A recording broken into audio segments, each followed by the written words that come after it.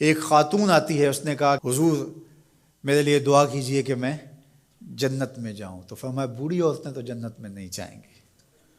تو ظاہر ہے کہ یہ بات تو اس پر بڑی شاق گزری، پریشان ہو گئی، تو اس نے رونا شروع کر دیا. تو فرمایا نہیں بوڑھی عورتیں جنت میں نہیں جائیں گی. خاصی پریشان ہوئی تو حضور نے مسکرا کے کہا جو بھی جائیں گی جوان ہو کے جائیں گے. جنت میں بڑھاپا نہیں ہوگا. 33 سال کی عمر کا ہر شخص ہوگا، مرد بھی اور عورت. جردن مردن، داڑھی بھی نہیں ہوں گی، مونچھیں بھی نہیں ہوں گی. اور صرف انبیاء علیہ السلام کی کچھ ذوات ہیں اعزاز کے طور پہ جن کی داڑیاں ہوں گی، باقی جردن مردن فرمایا گیا ہے. 33 سال کا عنفوان شباب، جوانیاں، تو بوڑھا کوئی بھی نہیں ہوگا. تو کہا کہ بوڑھی عورتیں تو جنت میں نہیں جائیں گی. اس طرح ایک شخص آیا، اس نے کہا جناب میں نے سفر پہ جانا ہے اور مجھے کوئی اونٹ عطا کر دیجیے. فرمایا میں تو اونٹ کا بچہ دوں گا. اس نے کہا حضور میں نے بچے کو کیا کرنا ہے، نہ بوجھ اٹھا سکے نہ سوار اس کے اوپر ہوا جا سکے. کہا میں تو بھائی بچہ ہی دوں گا. اس نے کہا حضور مجھے کوئی اونٹ دے دیجیے، میری ضرورت ہے. فرمایا میں تو بچہ ہی دوں گا. تو وہ بڑا پریشان ہوا. فرمایا مجھے بتا کوئی اونٹ ایسا ہے جو کسی اونٹ کا بچہ نہ ہو. تو یہ سچ بھی ہے اور مزہ بھی ہے.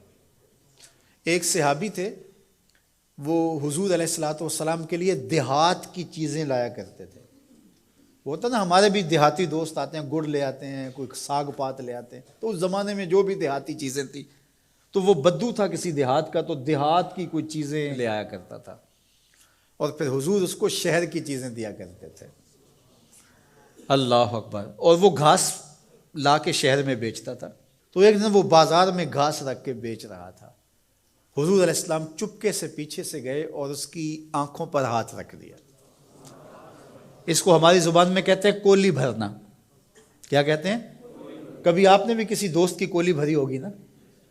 جب کوئی آپ کا بڑا گوڑا دوست ہو، اس سے آپ کا ہلکا پھلکا مزاح بھی ہو، تو آپ پیچھے سے آ کے چپکے سے اس کی آنکھیں بند کر دیتے ہیں. آپ دیکھنا چاہتے ہیں کہ یہ ہر وقت میرا ذکر کرتا رہتا ہے، میں دیکھوں کہ اب اس کے لب پہ سب سے پہلے کس کا نام آتا ہے.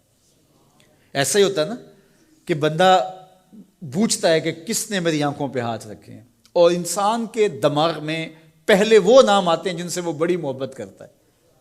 تو کولی بھرنے کا مقصد ہی یہ ہوتا ہے کہ میں دیکھوں کہ میرا نام کس نمبر پہ آتا ہے، اور اس کی کوشش ہوتی ہے کہ میں پہلی مرتبہ ہی بوجھ لوں. اللہ اکبر. تو حضور نے آ کے کولی بھر لی.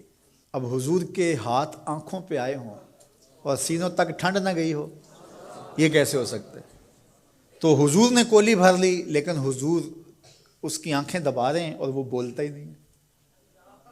وہ بولتا ہی نہیں ہے. اور میں کہتا ہوں اس نے کبھی بھی نہیں بولنا تھا.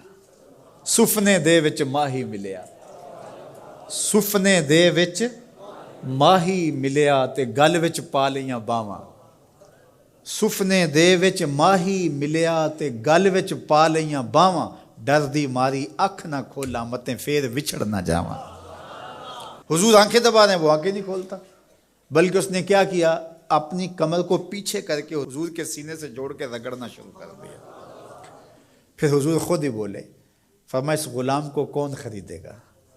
اس نے کہا حضور مجھے کس نے خریدنا ہے، میں تو بہت سستا ہوں. تو میرے حضور نے فرمایا تو بہت مہنگا ہے، تو بہت مہنگا ہے.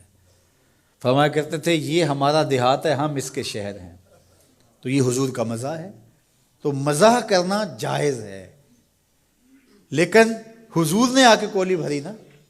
کسی صحابی کو جرأت تو نہیں ہے کہ آ کے حضور کی کولی بھر لے.